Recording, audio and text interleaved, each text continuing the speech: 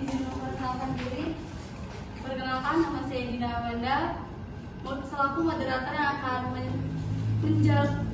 mengatur jalannya presentasi kita pada pagi hari ini.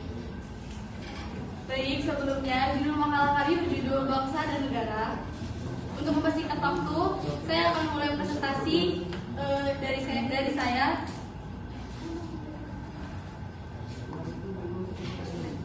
Yang pertama itu hakikat bangsa dan negara. Bangsa dalam pengertian sosial, bangsa memiliki dua pengertian, yaitu pengertian sosiologis dan antropologis. Lalu pengertian politis. Pengertian sosiologis antropologis adalah persekutuan hidup masyarakat yang berdiri sendiri, yang masing-masing anggota tersebut merasa satu kesatuan ras, bahasa, adat istiadat, dan agama. Nah, jadi mereka ini terbentuknya negara itu karena mereka merasa memiliki satu kesatuan yang sama agama, rasnya, suku, bangsa, dan adat istiadat. Selanjutnya, bangsa dalam pengertian politis adalah suatu masyarakat dalam suatu daerah yang sama dan mereka tunduk pada kedaulatan negaranya sebagai suatu kekuasaan tertinggi. Nah, jadi di pengertian politis ini mereka ini negaranya terbentuk karena adanya yang paling tinggi, kekuasaannya paling tertinggi. Baik, selanjutnya negara yang akan dijelaskan oleh Tegar.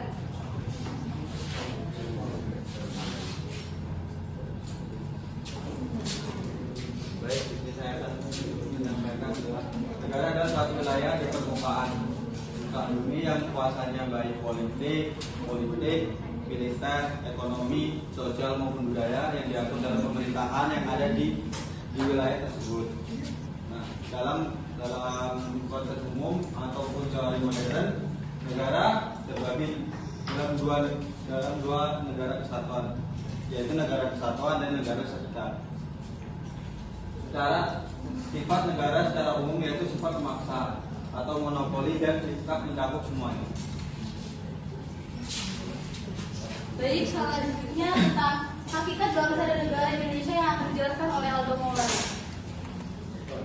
Hakikat bangsa dan negara Indonesia dibagi menjadi tiga teori, yaitu teori kontrak sosial atau teori perjanjian masyarakat, beranggapan bahwa negara dibentuk berdasarkan perjanjian masyarakat dalam tradisi sosial masyarakat. Yang kedua, teori ketuhanan dikenal istilah doktrin. Teori ini ditemukan di timur maupun di belahan dunia barat. Yang ketiga, teori kekuatan. Negara terbentuk karena adanya dominasi negara kuat melalui penjajahan. Menurut teori ini, kekacauan menjadi penjajahan dari terbentuknya sebuah negara.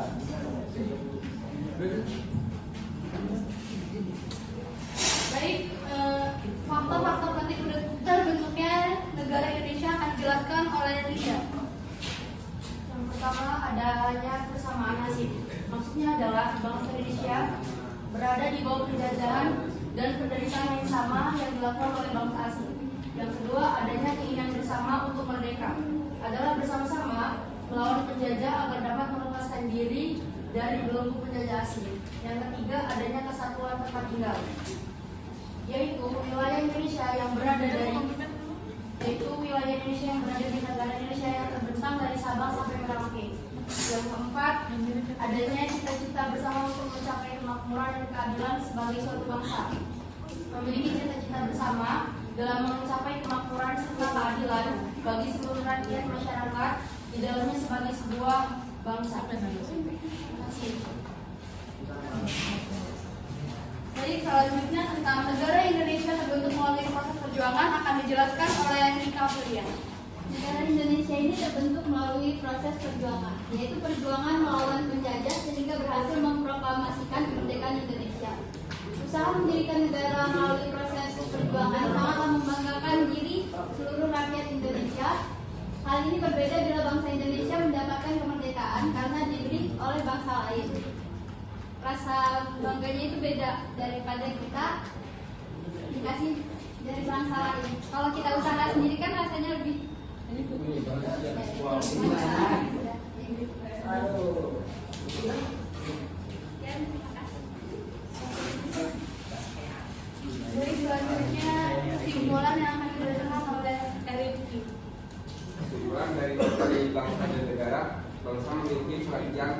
ideologi metropolis. Sifat negara secara umum yaitu sifat memaksa, monopoli, dan sifat mencakup semua.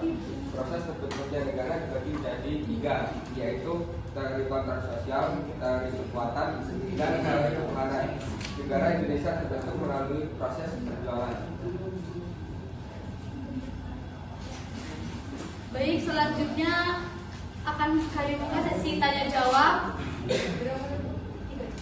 Kami akan mengambil 3 pertanyaan dari teman-teman semua. Baik, yang pertama, Apa yang dimaksud dengan politis? Makasih. apa yang dimaksud dengan politis? Baik, untuk pertanyaan kedua,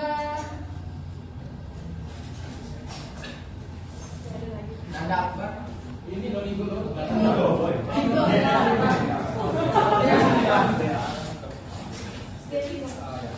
Pertanyaan tadi kan faktor yang menjadikan sebuah negara itu ada 4. Nah, jika salah satu faktor itu tidak ada, apakah bisa disebut sebuah negara?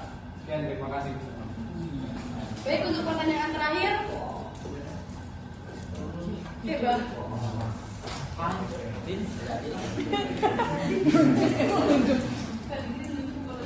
Apa yang dimaksud dengan model ortodoks dan model mutakhir?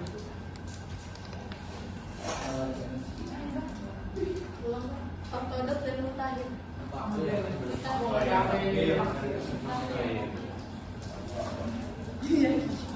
Baik, kami akan mencari jawaban dari pertanyaan 3.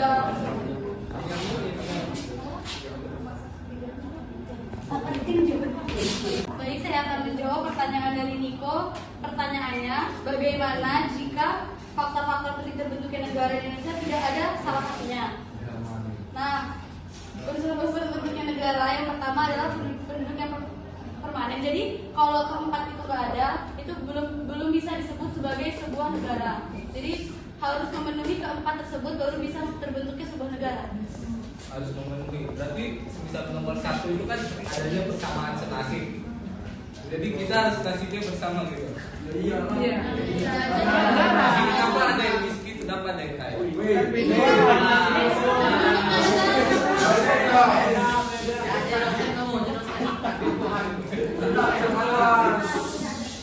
Coba kita dengarin dulu gimana?